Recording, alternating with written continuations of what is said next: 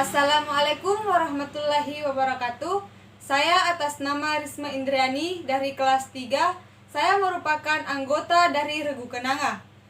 Pada kesempatan kali ini, saya akan mereview materi pada mata kuliah Pengembangan Kepribadian dan Potensi Diri 1. Materi yang pertama yaitu Sejarah Kepramukaan. Materi yang kedua yaitu Upa Buklat dan Upa Tuplat. Dan materi yang ketiga yaitu Peta Pita dan Perjalanan. Materi pertama yaitu Sejarah Kepramukaan. Sejarah kepramukaan terdiri atas dua, yakni Sejarah Kepramukaan Dunia dan Sejarah Kepramukaan Indonesia. Sejarah Kepramukaan Dunia. Bapak Pramuka Dunia bernama Baden-Powell. Beliau lahir pada tanggal 22 Februari 1857 dengan nama Robert Stephenson Smith. Ayahnya bernama Domain Baden-Powell yang merupakan seorang profesor geometri, dan ayahnya meninggal ketika Baden-Powell masih kecil. Dari latar belakang keluarga yang suka berpetualang dan pengalaman sebagai anggota militer Inggris, Robert Baden-Powell menjadi pembina ulung bagi para anggota militer baru. Pembinaan demi pembinaan, praktek dan teori ini menjadi cikal bakal berdirinya Pramuka. Awal tahun 1908, Baden-Powell menulis pengalamannya untuk acara latihan kepramukaan. Kumpulan tulisannya tersebut dibuat menjadi buku dengan judul Scouting for Boys, dan pada tahun 1912, atas bantuan adik perempuannya yang bernama Agnes, didirikan organisasi kepramukaan untuk wanita dengan nama Girgwedes, yang kemudian diteruskan oleh istri beliau. Di masa akhir tugasnya sampai masa pensiunnya, Baden-Powell banyak menulis buku tentang kepanduan kepramukaan dan mendirikan organisasi-organisasi kepanduan untuk kaum muda.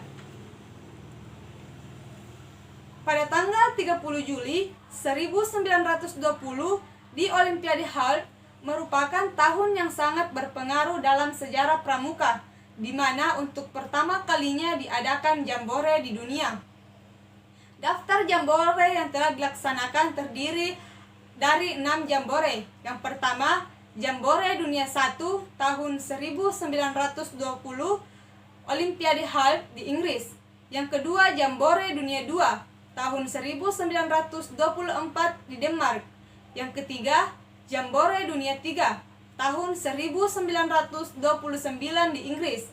Jambore 4 tahun 1933 di Hungaria, dan Jambore Dunia 5 tahun 1937 di Belanda, dan yang terakhir Jambore Dunia 6 tahun 1947 di Prancis.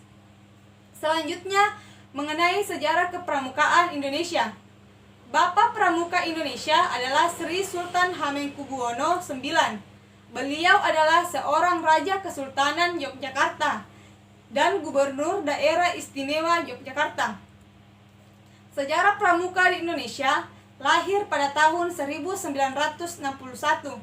Gerakan pramuka di Indonesia merupakan bagian dari sejarah perjuangan kemerdekaan Indonesia. Gerakan pramuka di Indonesia diawali dengan didirikannya Gerakan Kepanduan Penjajah Belanda di Indonesia yang bernama Nederland Indies Padvinders Vereniging, yang artinya Persatuan Pandu-Pandu Hindia Belanda. Pada saat yang sama, para pejuang kemerdekaan Indonesia ikut mendirikan gerakan kepanduan yang bertujuan membentuk manusia Indonesia yang baik dan menjadi kader pergerakan nasional. Pada akhirnya, Belanda mencurigai gerakan-gerakan kepanduan tersebut, sehingga Belanda melarang gerakan kepanduan yang menggunakan istilah Pathfinders. Dengan adanya larangan tersebut, maka diganti nama Pathfinders menjadi Pandu atau Kepanduan. Nama Pandu masih digunakan hingga masa kemerdekaan. Karena banyaknya gerakan kepanduan di Indonesia, maka Presiden Soekarno menyatukan gerakan kepanduan tersebut dalam satu wadah, yaitu Gerakan Pramuka. Materi yang kedua yaitu Upa Buklat dan Upa Tuplat, upacara pembukaan dan penutupan latihan. Upacara pembukaan dan penutupan latihan pada dasarnya yang harus kita ketahui terlebih dahulu yaitu pengertian upacara dan tujuan upacara. Upacara adalah serangkaian perbuatan yang ditata dalam suatu ketentuan peraturan yang wajib dilaksanakan dengan hikmat sehingga merupakan kegiatan yang teratur dan tertib untuk membentuk suatu tradisi dan budi pekerti yang baik. Tujuan upacara dalam gerakan pramuka adalah membentuk manusia yang berbudi pekerti luhur sehingga menjadi warga negara Indonesia yang berjiwa Pancasila seperti yang tercantum dalam tujuan gerakan pramuka.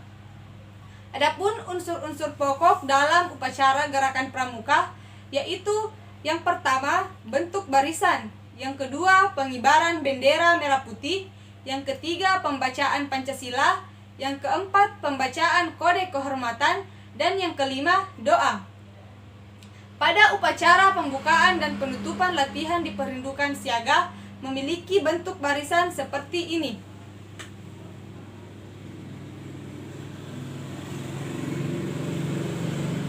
Upacara pembukaan latihan Perindukan Siaga memiliki tata cara. Yang pertama, pemeriksaan kebersihan dan kerapihan anggota. Yang kedua, memilih barung terbaik untuk memimpin upacara. Barung terbaik menyiapkan perlengkapan upacara. Pemimpin upacara memanggil anggota perindukan untuk membentuk lingkaran besar mengelilingi standar bendera. Pembina upacara dijemput oleh pemimpin upacara dan mengambil tempat di tengah lingkaran menghadap bendera dan pintu upacara. Diikuti para pembantu pembina siaga masuk lingkaran upacara. Pemimpin upacara mengambil bendera untuk dikibarkan. Pada waktu bendera sampai di pintu upacara, semua anggota perindukan memberi hormat hingga selesai. Pembina upacara membaca Pancasila ditirukan oleh semua anggota. Pembina upacara membaca Dwi Dharma diikuti oleh semua anggota perindukan. Kemudian pemimpin upacara kembali ke barungnya.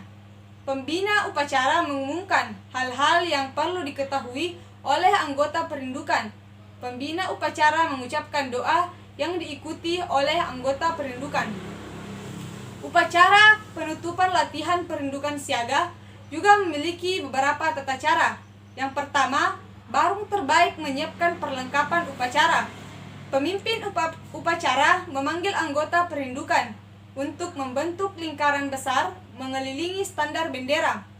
Pembina upacara dijemput oleh pemimpin upacara dan mengambil tempat di tengah lingkaran menghadap bendera dan pintu upacara diikuti para pembantu pembina siaga masuk lingkaran upacara. Pemimpin upacara mengambil tempat di dekat bendera menghadap pembina siaga. Pemimpin upacara memberi hormat kepada Sang Merah Putih, kemudian membawanya keluar dari tempat upacara. Pada waktu Sang Merah Putih dibawa keluar, semua anggota perindukan memberi hormat sampai ke pintu upacara.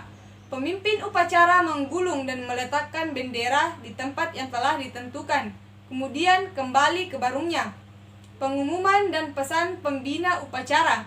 Pembina upacara mengucapkan doa yang diikuti oleh anggota perindukan. Kemudian barisan dibubarkan. Anggota perindukan minta diri kepada para pembina dengan bersalaman. Selanjutnya, penggalang. Pada upacara penggalang memiliki bentuk barisan seperti ini.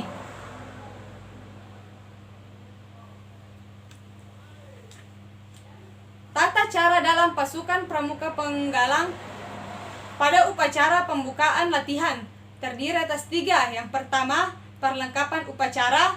Yang kedua, pelaksanaan upacara. Dan yang ketiga, persiapan. Pada perlengkapan upacara, maka diperlukan bendera merah putih. Yang kedua, tiang bendera, tongkat yang disambung 3, teks Pancasila, dan teks Dasar Dharma. Pelaksanaan upacara. Yang pertama, pemimpin upacara atau pratama 1 orang, pembina upacara 1 orang, pengibar bendera 3 orang, dan pembaca Dasar Dharma 1 orang. Pada persiapan, yang pertama pemeriksaan kerapian, absensi oleh masing-masing pimpinan regu. Pembagian tugas pelaksana dan persiapan perlengkapan upacara oleh regu yang bertugas.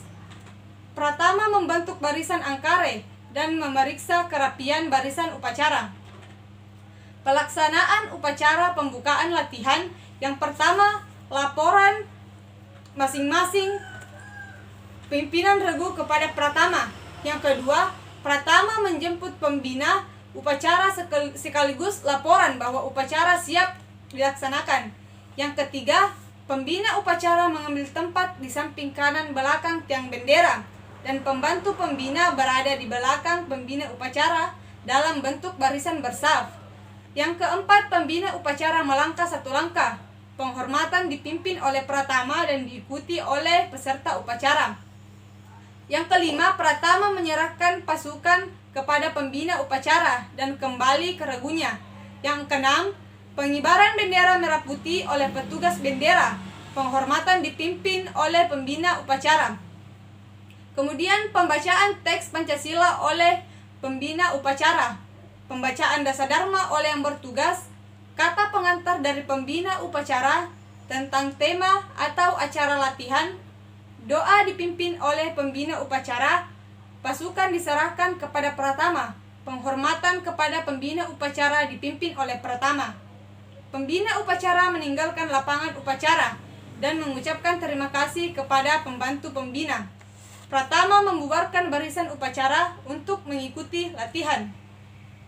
Tata cara dalam pasukan pramuka penggalang pada upacara penutupan latihan terdiri atas dua, yakni perlengkapan upacara dan pelaksana upacara. Perlengkapan upacara terdiri dari bendera merah putih dan tiang bendera yang merupakan tongkat yang disambung tiga. Pelaksana upacara terdiri dari pemimpin upacara atau Pratama satu orang, pembina upacara satu orang, dan penurun bendera 3 orang. Persiapannya, yang pertama pemeriksaan kerapian oleh masing-masing pimpinan regu. Pembagian tugas pelaksana dan persiapan perlengkapan upacara oleh regu yang bertugas. Pratama membentuk barisan angkare dan memeriksa kerapian barisan upacara. Selanjutnya pelaksanaan upacara pembukaan latihan. Laporan masing-masing pimpinan regu kepada Pratama. Pratama menjemput pembina upacara sekaligus laporan bahwa upacara siap dilaksanakan. Pembina upacara mengambil tempat di samping kanan belakang tiang bendera dan pembantu pembina berada di belakang pembina upacara dalam bentuk barisan bersaf. Pembina upacara melangkah satu langkah. Penghormatan dipimpin oleh Pratama dan diikuti seluruh peserta upacara. Pratama menyerahkan pasukan kepada pembina upacara dan kembali ke tempatnya atau regunya. Dan yang ke-10, penurunan bendera merah putih oleh petugas bendera. Penghormatan dipimpin oleh pembina upacara. Kata arahan dari pembina upacara tentang pelaksanaan latihan atau acara latihan berikutnya. Doa dipimpin oleh pembina upacara. Pasukan diserahkan kepada Pratama. Penghormatan kepada pembina upacara dipimpin oleh Pratama. Pembina upacara meninggalkan lapangan upacara dan mengucapkan terima kasih kepada pembantu pembina. Kemudian Pratama membubarkan barisan upacara. Materi yang ketiga yaitu peta pita dan perjalanan. Yang harus kita ketahui terlebih dahulu yaitu pengertian peta pita. Peta pita merupakan gambaran keadaan daerah atau wilayah yang dilewati dalam suatu perjalanan yang digambar pada gulungan kertas yang berbentuk pita. Peta pita memiliki kegunaan sebagai pedoman atau petunjuk perjalanan, sebagai dokumentasi perjalanan, dan sebagai pedoman membuat peta wilayah. Untuk membuat peta pita, maka kita memerlukan beberapa perlengkapan. Yang pertama, kertas berupa gulungan. Yang kedua, pensil, penggaris panjang atau segitiga, karet penghapus, busur derajat. Yang ketiga, kompas dan jam tangan.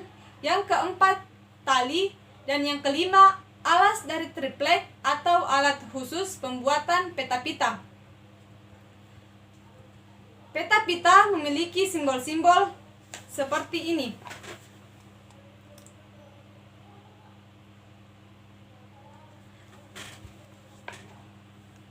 Simbol ini merupakan makam Kristen. Simbol ini merupakan makam Islam dan simbol yang ini merupakan masjid. Hal-hal yang perlu diperhatikan dalam membuat peta pita. Yang pertama, dalam pembuatan peta pita pada setiap perubahan arah selalu dibuat melintang yang memotong kolom-kolom yang ada, kemudian dilanjutkan dengan nomor berikutnya. Satu barisan penggambaran yang meliputi nomor, jam, jarak, arah, gambar peta, dan keterangan ditentukan oleh belokan pada titik selanjutnya. Menggambar peta pita dimulai dari bawah ke atas. Bagian yang sudah digambar digulung ke arah belakang. Perbandingan pada setiap bagian peta pita tidak harus menggunakan skala tertentu. Tanda-tanda yang digambarkan pada kolom gambar hanyalah tanda-tanda yang penting saja, mudah dikenal, tidak perlu semua keadaan medan digambarkan pada kolom tersebut. Apabila ada tanda-tanda di medan ternyata tidak terdapat pada tanda-tanda peta, seperti di peta topografi, maka diusahakan menggambar bentuk mirip seperti aslinya. Untuk mengukur jarak dalam peta pita dapat dilakukan dengan dua cara. Yang pertama menggunakan langkah dan yang kedua menggunakan tali. Untuk mengukur jarak menggunakan langkah, yang harus kita lakukan adalah melangkah dengan langkah normal lurus ke depan 10 langkah. Dengan menggunakan meteran, ukur jarak dari awal langkah pertama sampai langkah ke-10. Misalnya X cm. Jadi ukuran satu langkah sama dengan X banding 10 berapa sentimeter. Pengertian kompas. Kita harus mengerti pengertian dari kompas. Kompas adalah salah satu alat bantu yang digunakan untuk membantu kita dalam menentukan arah mata angin. Cara menggunakan kompas. Yang pertama, letakkan kompas di atas permukaan yang datar. Setelah jarum kompas tidak bergerak lagi, maka jarum tersebut menunjuk ke arah utara magnet. Bidik sasaran melalui visir dengan kaca pembesar. Miringkan sedikit letak kaca pembesar, kira-kira 50, di mana berfungsi untuk membidik ke arah visir dan mengintai angka pada dial. Apabila visir diragukan karena kurang jelas dilihat dari kaca pembesar, luruskan saja garis yang terdapat pada tutup dial ke arah visir, searah dengan sasaran bidik agar mudah dilihat melalui kaca pembesar. Sekian dari saya. Itulah review yang dapat saya sampaikan pada materi sejarah kepramukaan, upah buklat dan upah tuplat, serta peta pita dan perjalanan. Dan saya akhiri dengan kata wabillahi taufiq wal hidayah. Wassalamualaikum warahmatullahi wabarakatuh.